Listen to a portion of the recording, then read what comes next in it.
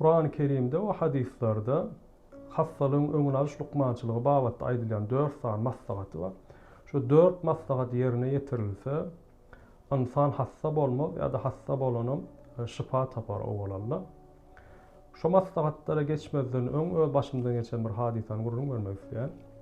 Kakan pahy wefat etmezden öň 2 ýyl şu süýji kesel bilen görüşdi we şo döwür kakam owada men şäherde ýankyýalyk doktorlar bilen maslahatlaşýa, görkezýär we alýan dermanlar maňa aýdýar. Menem gidip dermanhanalarda aýlanyp, käbir ýogam, ýokdan bar edip berýärdim we wefatyndan 1 aý öň ýanky kakamyň beýnisiniň bir tarapy insult diýil, ýani bir tarapy durdy we çep tarapy ysmaz boldy. Ondan soň biz onu kakam şähere gitdik, oşo taýda iň gowy hassahana diýilýän ýa-da beýin bilen baglanşykly hassahanalarň birine ýatyrdyk. Oşo taýda doktorlaryň maslahat berýän ýanky bütün hani gymmatlygyna garamazdan kardy kowur edip dermanlar getirilýär we gününe şo döwür hani men alýan aýlam 3000 manat we gününe 1000 manat berip hassahanada 15 gün ýatdy we kakam jo girişi aljam jo taýdan çykdy, dan ruhsat berdiler. Soň hani onu dowam etip ýattyrma neme de ýok. Hani ýagdaýam ýok. Soň öýe getirilenden soň 9 gün ýene kakam ýatdy, 9-njy gün diýilende Allahyň rahmetine gowuşdy.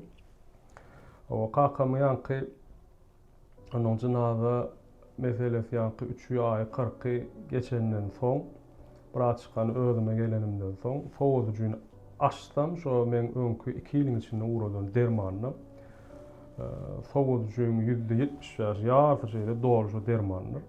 Onu seyredip hani hayran galyp özüm hani şu himiýeden ýasalan zatlary sagdan adam ulansa hassa bolar, hassa ulansa öler diýip özümçe bir pikirlenip goýdum. Soňanky doktorlar bilen arada bolan zatlar onu ýankyýalyk tanış biliş bolmasa feredilmemesi ýankyýalyk ondan soň puluň bolmasa sen hassakän dikkat edilmemesi ýalyk zatlar ýaşadym. Olam meni biraz gynandyrdy. Soň diýdim hani garyp gasar bolsaň öläýmelim kärdiýen ýalyk özümçe bir doktorlara garşy bir neme boldy ýanky dermanhanalara garşy. Ol hemmesini bir aýakdan olady demek göne özümçe ýaşan zatlar. Ondan soň diýdim hani dinimiz bu hassalygyň öňüne alyş lukmançylygy wagtynda näme aýdýar diýip bir kitaplara seyretsem şu 4 sanaky zat maslahat berýär. Olaryň birinjisi Kur'an-ı Kerim'de geçýän fihi şifaa'un lin-nas. Yani insanlara onda şifa vardır. Nahl surasynda arwal üçin aýdylýar. Biram 3 tanak ýerde Kur'an-ı Kerim üçin aýdylýar. Arwalyň bir näçe peýdasy wagtda professorlar, alimler aýdyp geçýärler, makalelary bar. Bedeniň daşyna da içine de gaty köp peýdalary bar. We Kur'anyň şifasy bolsa insanyň ruhuny bolan peýdasy. Yani insan ruh bilen bedeninden ibaret, ruhuny Kur'an şifa diýär. Bedenine olsa arwal şifa diýip geçýär Kur'an-ı Kerim'de. İkinci maslahat Peygamberimiz çörek otu yağı diýär. Çörek otu ýagym ölümden başga zada şifadyr, peýdadyr diýip aýtýar. Bular sünnetde geçýär. Çörek otu ýagynyň massa çorny timina diýip geçýär, orçoda. Onuň ýa immuniteti güýçlendirýän we insanyň sindir sistemasyna gaty köp peýdalary bar. O wagtda da ýanky alimler aýdan bir näçe makalalar bar. Üçüncüsü hacamat, hani Arapçada hicama diýilýär.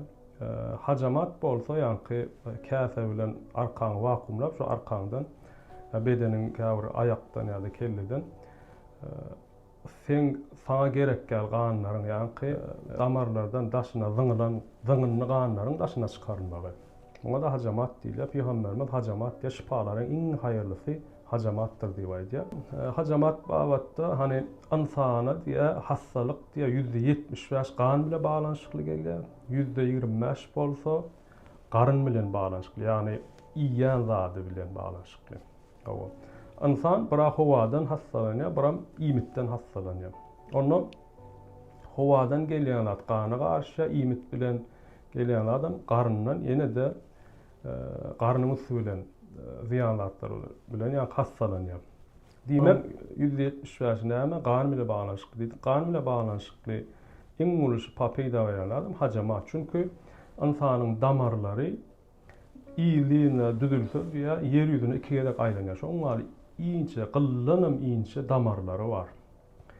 İnsanın gözünü, parmak uçlarına çenli gidiyen damarlar var. Şu damarlar havadan ve imitten gelen peydalatları, hücresini derip ziyanlarına, daşına zınya, şu daşına zıngınlı kanlara da hacamat kanı değil yani.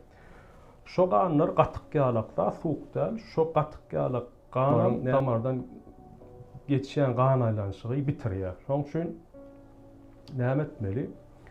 Şu kanın daşına çıkarılmağı möhüm. Ve Peygamberimiz şu hacamatın şifanyň iň haýyrlysydygyny aýdyp geçýär.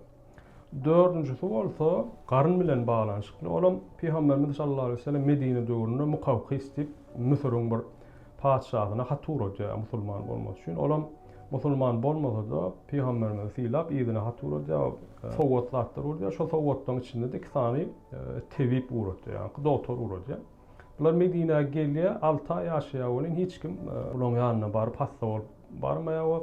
6 aýdan soň Peygamberimiň ýanyna gelýär-de, siz han hassa bolanyňyz, men aňarda müşterilerim bardy, bärde müşteri tapamak diýen ýalyk bir şikayet edýär we ýerine gitmäge ruhsat soraýar. Şonda Peygamberimiz biz ýa musulman ýa biz arassaçylyga dikkat edýäs, biram ajygyp iýýäs, doýmanam turýas ýa.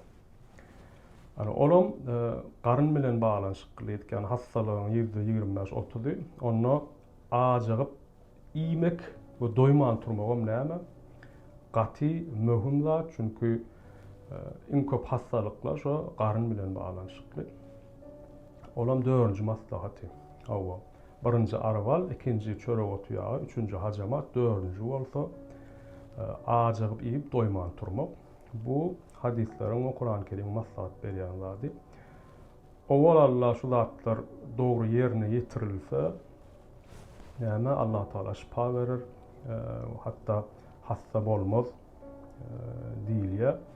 Biram hani insan diňe bedeninden ibaret da ruh bilen baglanşyklam, ruhuň şifasam Kur'an-y geçýär, ýa-da mysal üçin zekat hem ruhuň şifasy, namaz bedeniň kan aylanşygyna şifa, ondan soň orada da garnyňa şifa, ýani hassalyklar %30 garnyndan we %70 ganyndan diýdik. Onu garnyňa we ganyňa dikkat edilse, gan üçin hajamat, garyn üçin ýani ajygyp doýman turmak. Owal Allah insan näme etmez, hassa bolmaz.